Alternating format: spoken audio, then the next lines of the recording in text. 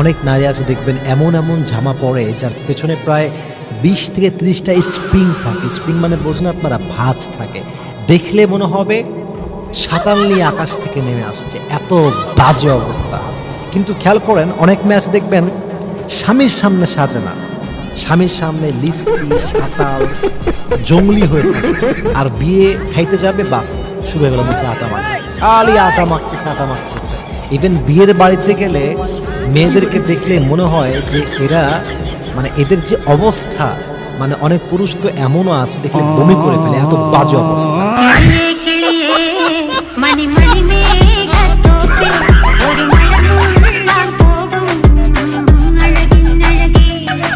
Natural beauty is the real beauty. আপনি যখন আসলে নর্মালি থাকবেন, এটা আপনার এত সৌন্দর্য যেটা আপনি মেকআপ করে পাবেন না। মেকআপের একটা লিমিট আছে।